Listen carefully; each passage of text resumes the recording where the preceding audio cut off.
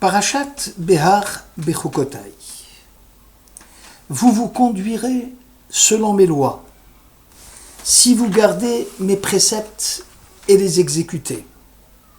Je vous donnerai les pluies en leur saison, et la terre livrera ses produits, et l'arbre du champ donnera son fruit. Le battage de vos grains se prolongera jusqu'à la vendange, et la vendange durera jusqu'au semail. Vous aurez du pain à manger en abondance, et vous demeurerez en sécurité dans votre pays. Je ferai régner la paix dans ce pays, et nul n'y troublera votre repos. Je ferai disparaître les animaux nuisibles, et le glaive ne traversera point votre territoire. Vous poursuivrez vos ennemis et ils succomberont sous votre glaive. Je fixerai ma résidence au milieu de vous, et mon esprit ne se lassera point d'être avec vous. Lévitique 26, versets 3 à 11.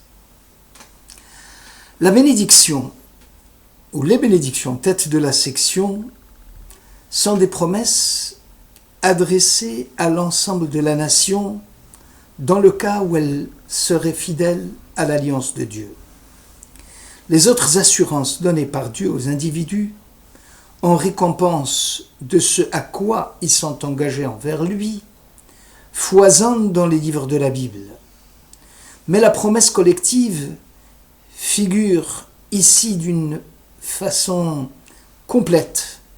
Elle n'est cependant pas accompagnée d'une assurance en vue de la rétribution dans l'au-delà. Elle reste essentiellement axée sur des engagements dans le monde dans lequel nous vivons. Une nation juive, enracinée dans sa patrie ancestrale, avec des habitants sereins et l'Esprit de Dieu qui réside au milieu de son peuple. Tout cela à condition de se conduire selon les lois de Dieu. La levée progressive de tous les obstacles que l'on rencontre sur notre chemin n'est qu'un moyen en vue de garder les préceptes et de les exécuter, et non une rétribution quelconque. Rabbi David Tzvi Hoffman, reprenant Abrabanel et la Hakeda, distingue 5 catégories de bénédictions. Les premières, la promesse de la fertilité des sols du pays d'Israël. Je donnerai les pluies en leur saison. Cet engagement assure non seulement la satiété et la satisfaction des besoins alimentaires de la population juive, mais aussi la garantie d'un climat doux et d'une abondance pluviométrique, facteur d'hygiène et conditions de bonne santé des populations. Deuxièmement, la garantie de la paix en Terre Sainte. Cette promesse concerne d'abord les résidents du pays qui seront apaisés dans leurs conflits internes et qui ne cherchent plus à se diviser et à être en discorde entre eux. Vous demeurerez en sécurité dans votre pays. Il n'y aura pas nécessité de quitter Israël pour aller faire fortune ailleurs. Les conditions de réussite pour chacun seront telles que la délinquance et l'insécurité seront bannies du pays. Nul n'y troublera votre repos.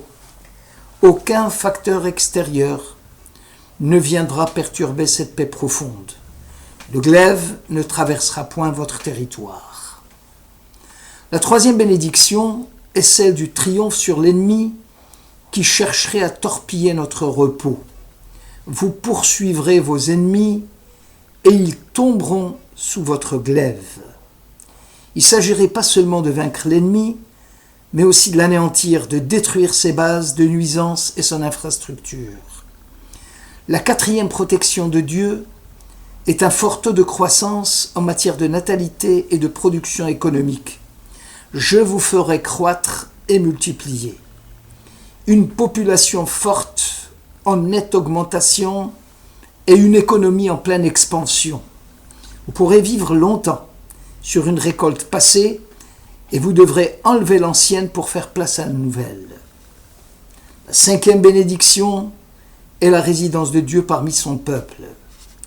La providence sera visible pour tous, et toute personne qui cherchera à se purifier pourra le faire publiquement en ayant l'assurance que Dieu donnera le coup de pouce nécessaire à la réalisation de l'aspiration de chacun.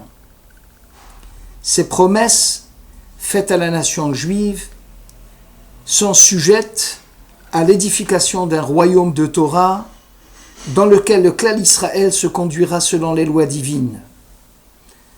Bechukotai dérive du mot chakika, chuka, un corpus de lois écrits, acceptés et accomplis par l'ensemble de la population, à l'instar des lois votées au Parlement et qui entrent en vigueur dès leur approbation. La Torah ne peut se satisfaire d'une adhésion à une conception du divin admise et partagée, elle exige une constitution pratique mise à la disposition des croyants. La fertilité, la promesse de la fertilité des sols.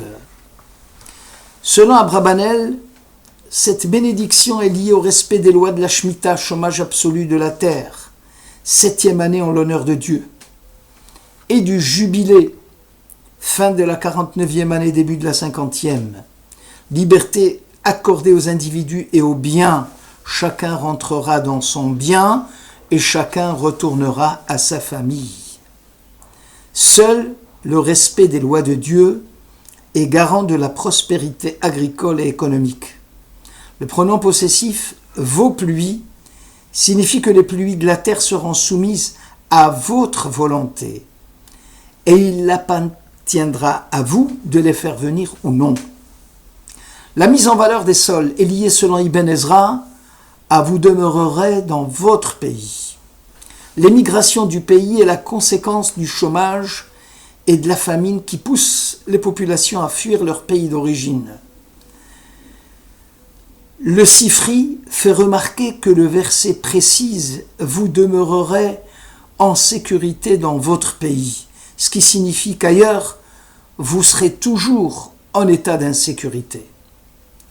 La terre d'Israël fait partie intégrante de la mémoire et de l'identité naturelle de ce peuple qui s'y est formé et épanoui, mais aussi de sa religion.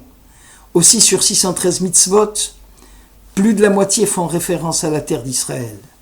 Le peuple juif doit sa survie, sa vitalité, à la conservation de sa mémoire historique et matérielle, à son incessant désir de retourner sur sa terre, et la préservation de cette mémoire qui n'a cessé de refuser l'exil et d'aspirer au retour. Le Ha'amek Davar souligne que la promesse de la vendange durera jusqu'au semail, a une connotation forte. Le plein emploi sera assuré, dit le Ha'amek Davar, dès lors que les carnets de commandes des entreprises à l'époque agricole seront pleines. La conséquence serait que le fléau du chômage sera en recul et les citoyens d'Israël ne seront pas obligés de vendre leur force de travail à l'étranger. La garantie de l'installation juive définitive en Terre Sainte est liée ici à l'accomplissement des mitzvot. Seule la Aliyah, consciente des valeurs fondamentales véhiculées par le judaïsme, ne peut se complaire de quitter facilement Eretz Israël. La bénédiction de la paix. Khatam Sofer pense qu'il s'agit du fait de se contenter, de savoir se satisfaire, de se montrer sobre vis-à-vis des biens matériels de ce monde. Selon le mot de nos maîtres, celui qui possède 100 et qui cherche à acquérir 200, la paix est ici liée à la non-convoitise, au bonheur interne d'être satisfait de son sort. Le Or HaChaim souligne que la paix en question est celle des conflits apaisés entre les classes sociales différentes. Si la croissance économique est assurée, le chômage sera en baisse, les salaires seront en hausse et les conflits sociaux n'auront plus lieu d'être. Cette paix à l'intérieur d'un pays sera menacée si elle n'est pas garantie par un état de non-violence à l'échelle régionale et mondiale. La paix, selon le Or HaChaim, est comprise ici à l'échelle universelle. Le Likouté, Bâtard Likouté, fait référence à la paix conséquente au non-déchaînement des éléments naturels. Eretz Israël ne connaîtra point de séisme ni de passage de cyclones dévastateurs. Rambam Maïmonide parle d'un retour à l'état de l'Éden, de Adam avant la faute, où les animaux sauvages ne déchiquetaient point leur proie et se nourrissaient uniquement de végétal.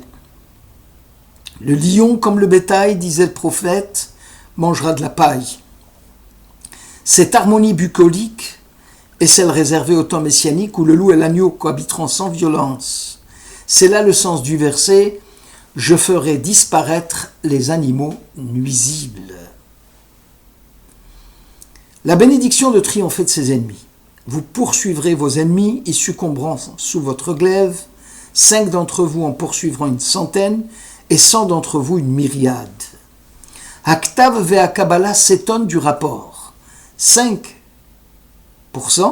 0,05, et 100 pour 10 000, 0,001. Et répond que le chiffre 5 doit se répéter aussi dans le verset. Et 500 d'entre vous poursuivront une myriade. Là, le rapport 500 sur 10 000 est de 0,05. Il est égal dans les deux fractions. Est-ce une vision prémonitoire qui annonçait il y a 35 siècles les guerres d'Israël d'aujourd'hui contre les ennemis d'Israël et leurs alliés, ou bien une référence au lynchage médiatique dans les médias occidentaux qui crée la souffrance là où elle n'existe pas, et là où la souffrance existe, ils cherchent à l'accentuer. Enfin, la promesse de la résidence de Dieu parmi nous. Selon le Zohar, la providence divine n'a jamais quitté Israël, même quand celui-ci était pris en otage parmi les gentils. Ici, la référence s'appuie sur le retour des exilés de Sion en Eretz Israël et au rassemblement de tous les exilés juifs de par le monde. L'association entre le peuple d'Israël et le pays d'Israël est unique en son genre. Dès avant qu'Israël ne fût un peuple, le pays lui était destiné. Les événements auxquels nous assistons de nos jours sont un rappel de la puissance de cette mystérieuse promesse divine faite au patriarche. Le juif, dans le cœur de qui est mort l'amour d'Eretz Israël, est condamné à perdre la foi dans le Dieu d'Abraham, qui donna le pays en gage de la rédemption éternelle. Merci de votre écoute.